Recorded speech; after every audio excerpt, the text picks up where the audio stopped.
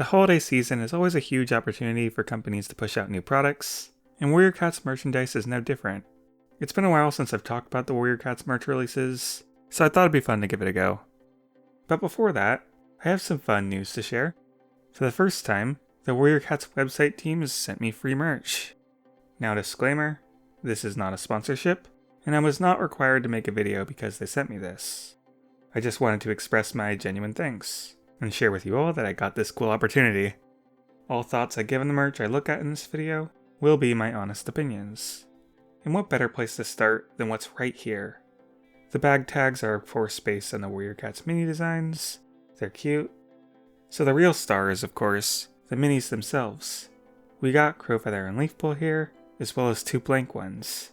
The blank ones are intended as a way to let fans customize their own. And while I'm no talented painter, Akira's design is mostly white, so I'm probably going to give it a go when I have the time. If anyone has any recommendations for what kind of paints to use, let me know in the comments. And finally, there is the scratch off poster. This one actually isn't a merch item from their store. It was a limited edition promo item that was given away at a convention in Seattle, as well as an Instagram giveaway. For the Instagram raffle specifically, I think there were about 100 winners.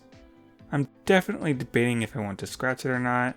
Subject of chatter on Instagram scratched it, and the art below it is beautiful, but the black and white does look cool too. Here's how the back side of the poster looks to those curious, announcing the 20th anniversary of Warrior Cats. Yeah, there are a few creases.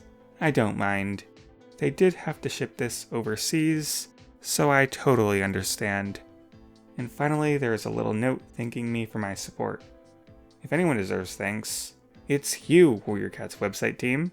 I really appreciate the thoughtful gift. Now let's talk about some other recent merch. If you've been watching my channel, you might have seen my reviews for the Warrior Cats coin and the Warrior Cats Kindle, so I won't talk about those. So let's start with the recent shirts and hoodies. This is usually the type of merch I get the least of. I just get embarrassed wearing clothes with fandoms on them. Nothing against Warrior Cats.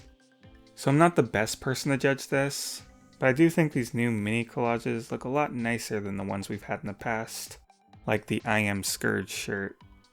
The college style shirt is a little disappointing. Seems a little basic compared to actual college shirts. Something like the Scratch ThunderClan logo and RiverClan claws will be things I'd be more likely to wear because they're more subtle. And I think this Korean text hoodie looks neat. We have a lot of pillows. Some for the Owen Richardson covers, and some for the epic poster designs. And we also have both of those designs on greeting cards. All are quite pretty, no complaints from me. But why haven't we seen the epic poster designs get used for posters yet?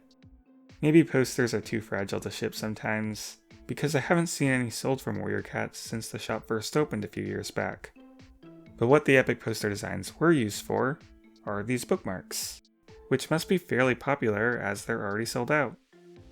The Warrior Cats pens and pencil tins are adorable. If I was in elementary school, I would love these. The water bottle design also looks fine. The Into the Wild 500-piece puzzle.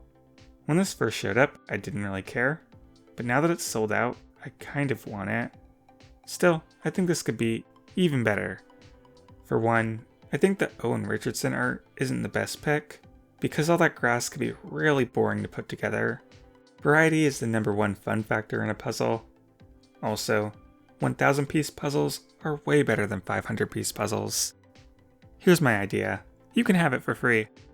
Commission the artist from the new Prophecies Begin graphic novel to make a large drawing of the entire ThunderClan camp with every ThunderClan cat from Into the Wild in it, packed with as many details as possible of them interacting with each other. And 1,000 pieces, of course. It would be so much fun. The Brightheart mug. This is charming. I know this definitely isn't hand-painted, but I love that the design has a hand-painted aesthetic. It's so beautiful. I probably wouldn't dare ruin it by putting coffee in it. Probably why they also advertise it as a stationery pot. Next up, the new plushies. I've already bought these, still waiting for them to ship. And I can't wait to take Maple Shade for a swim. Yeah, I think she's super ugly, but I don't mind that because I want her for the memes.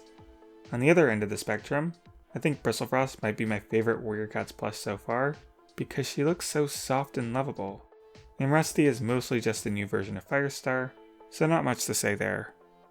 And finally, we have the Warrior Cats minis. Still by far, the best product the Warrior Cats store has put out.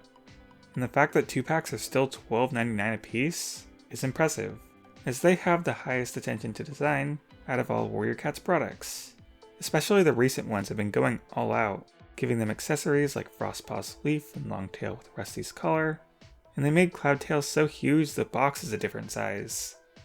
And most recently, we've had the announcements for Series 6, and the Prophecies Begin series.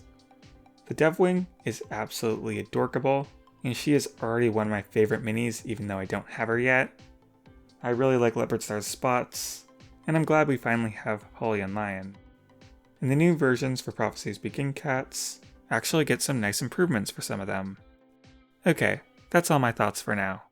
Alright, bye everyone.